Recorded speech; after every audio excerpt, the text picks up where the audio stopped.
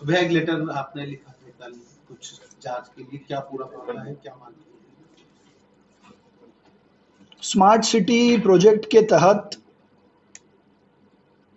जो सूखे कचरे का प्लांट था, वहाँ जिस एजेंसी को काम दिया गया था उसको तय रेवेन्यू भी देना था, और तय रेवेन्यू न देने के बावजूद भी टेंडर की कंडीशन के विपरीत जाकर समय सीमा पूरा होने के पहले उनके टेंडर को बढ़ाना, ये सीधे तौर पर एजेंसी को लाभ देना था, जिससे शहर को और सूखे कचरे की प्रोसेसिंग के तहत बड़ा नुकसान था। ऐसे किसी भी मामले की जानकारी जब मुझे मिली तो मैंने इसकी जांच कराने के लिए माननीय मुख्यमंत्री जी से आग्रह किया है कि बड़े लेवल का ये फ्रॉड है, ये शहर के साथ धोखा है, और ऐसे किसी भी मामले में जो दोषी हैं उनके खिलाफ सख्त कार्रवाई हो, ये हमारी जिम्मेदारी है।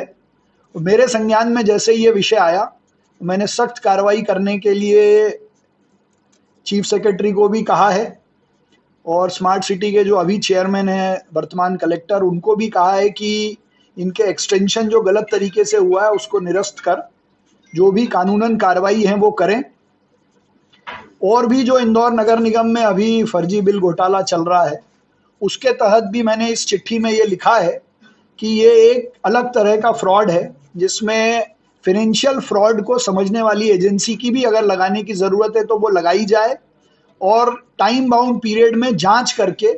दोषियों के खिलाफ इसमें कार्रवाई की जाए, और भविष्य में ये ना हो, इसकी पुनरावृत्ति ना हो। इसलिए एक तो माननीय मुख्यमंत्री जी ने इंदौर को खुद का डिजिटलाइजेशन करने का अनुमति दे दी है, उसमें माननीय कैलाश विजयवर्गीय जी हमारे नगरीय प्रशासन मंत्री हैं, उस डिजिटलाइजेशन को लेकर खुद का पोर्टल ई नगर पालिका से बाहर आने का जो हम प्रयास लंबे समय से कर रहे थे वो भी लगभग अपने अंतिम दौर में है। लेकिन शहर के साथ धोखा करने वाले, इस तरह से भ्रष्टाचार करके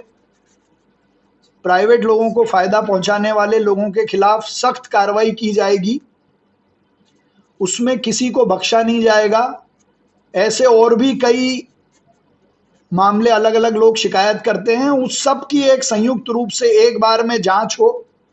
स्पेशल टीम पहले से ही मुख्यमंत्री जी ने गठित की है, लेकिन ये जो फाइनेंशियल फ्रॉड है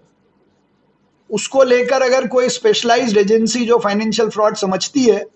उससे भी इसकी निष्पक्ष जांच कराई जाए, और सभी नगरीय निकायों में डिजिटलाइजेशन और ट्रांसपेरेंसी को बढ़ावा दिया जाए। इंदौर स्वच्छता में नंबर 1 है, नंबर 1 हम बने रहें, लेकिन स्वच्छता के नाम पे अगर किसी ने गड़बड़ी की है तो उनके खिलाफ भी कार्रवाई हो, इसको सुनिश्चित किया जाना बहुत ज़रूरी है। विशेष रूप से ये स्मार्ट सिटी के प्रोजेक्ट, और उस समय में जब कोई जनप्रतिनिधि नगर निगम में नहीं थे, उस समय जितनी गड़बड़ियां हुई हैं उसकी भी जांच करने की आवश्यकता है। और ये वाला प्रकरण तो ऐसा है जिसमें सीधे तौर पर केवल प्राइवेट लोगों को लाभ पहुंचाने की दृष्टि से नियम के विरुद्ध काम किया गया है। तो ऐसे जितने लोग हैं या और भी जितने लोग होंगे अलग अलग तरीके से, उसकी भी जानकारी मुझे मिल रही है, सबके खिलाफ कार्रवाई करेंगे,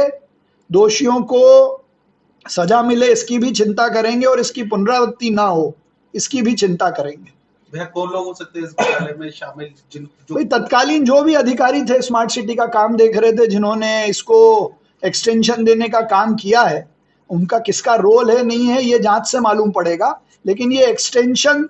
सीधे तौर पर शहर के साथ, शहर के लोगों के साथ धोखा है, इस पर कार्रवाई होनी चाहिए। ईओडब्ल्यू, लोकायुक्त या जो भी स्पेशल एजेंसी है वो इसकी जांच करे और